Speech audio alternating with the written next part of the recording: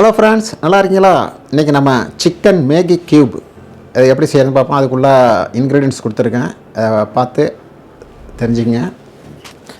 நம்ம ஒரு கோழியை நல்லா வேக வச்சு, முழு கோழியை எலும்போடு வேக வச்சு அந்த தண்ணியை வச்சுருக்குறோம். அந்த எலும்பை நீக்கிட்டு கோழியை எடுத்து வச்சுருக்குறோம். கார்ன்ஃப்ளவரு, மைதா, ஆயிலு, இந்த மசாலா பவுடரு, ஹோல் கிரைன் இந்த மசாலா, ஜீரகம், மல்லி, இது போல் எல்லாம் வச்சுருக்குறோம். மசாலா தூள் ஐட்டங்களும் வச்சுருக்குறோம். அதெல்லாம் எவ்வளோது என்னங்கிறத இன்க்ரீடியன்ஸில் பார்த்துங்க. அடுத்தது வெஜிடபிள், எல்லா வெஜிடபிளும் வச்சுருக்குறோம். கேப்சிகம், சிலரி, கேரட், வெங்காயம், தக்காளி, கேப்சிகம் கலரு மஞ்சள், பச்சை, சிவப்பு எல்லாம், இஞ்சி, பூண்டு நறுக்கி வச்சுருக்குறோம். இது எல்லாத்தையும் நம்ம இந்த மல்லித்தலை, பச்சை மிளகா ஒரு 3, இது எல்லாத்தையும் போட்டு தான் நம்ம மேகி செய்ய போகிறோம். இந்த வேக வச்ச தண்ணி இருக்குல்ல, கோழியிலோட தண்ணி, அந்த தண்ணியை தான் அது வந்து ஸ்டாக், சிக்கன் ஸ்டாக்கு. இந்த வேக வச்ச கோழி எலும்பு நீக்கின கோழியும் போட்டு அந்த வேக வச்ச தண்ணியில் இந்த வெஜிடபிளெல்லாம் எடுத்து நம்ம அதில் கொட்டுறோம். நறுக்கி வச்சுருக்கிற வெஜிடபிள் எல்லாத்தையும் அதில் கொட்டி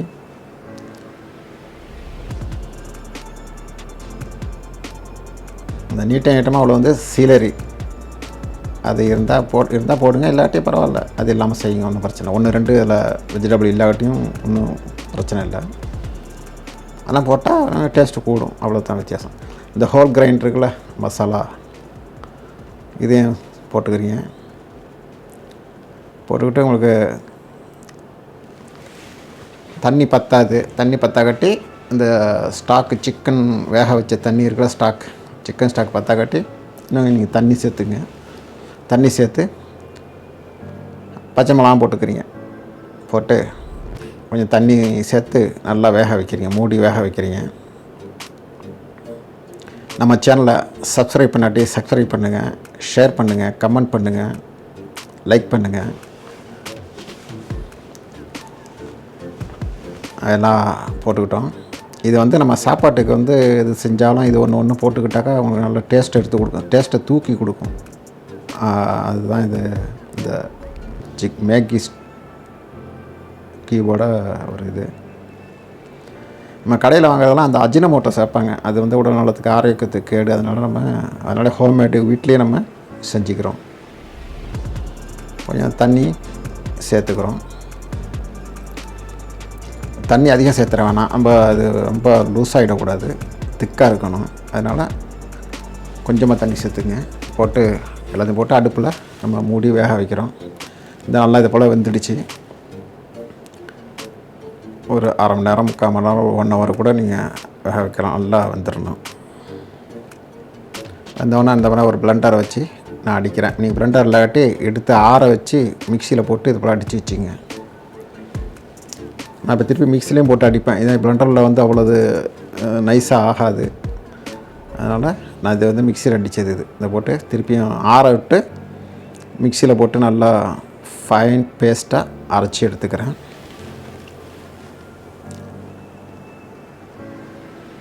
அவ்வளோதான், இது சிம்பிளான ஒரு வேலை தான் இது. ஒரு சட்டியில் எண்ணெயை ஊற்றி, எண்ணெய் கொஞ்சம் கூடுதலாக இருக்கணும், மைதா மாவை, கார்ன்ஃப்ளவரையும் போட்டு நல்லா கொஞ்சம் நல்லா கிண்டி வேக வைக்கிறோம்.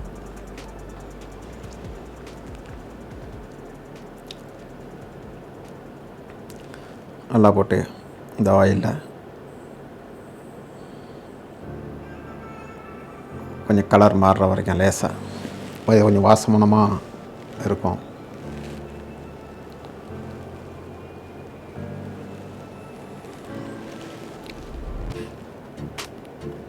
நல்லா கிண்டி விட்டு அந்த அரைச்சி வச்சுருக்கிறோம் இல்லையா, அதை ஊற்றுறதுக்கு முதல்ல இந்த மசாலாவெல்லாம் போட்டுக்கிறீங்க. இந்த மசாலா தூளெல்லாம் போட்டு அதையும் நல்லா கிண்டி விட்டுக்கிறீங்க கொஞ்சம். ஒரு நிமிஷம் 2 நிமிஷம் இந்த மசாலா வாட போகிற வரைக்கும். அதுக்கு தான் கொஞ்சம் எண்ணெய் வந்து கூட விட சொன்னது நம்மளுக்கு. அப்போ தான் அது சரியாகும், இல்லாட்டி அடி பிடிக்கிற மாதிரி இருக்கும். நல்லா போட்டு இந்த அரைச்சி வச்சுருக்கிறதையும் ஊற்றி நல்லா கொஞ்சம் கொதிக்க விட்றீங்க. கொஞ்சம் பார்த்து கொதிக்க மூடி வைங்க, இல்லாட்டி அப்படியே மேலே அப்படியே தெறிக்கும். கொதிக்கும்போது நல்லா கேர்ஃபுல்லாக செய்யுங்க.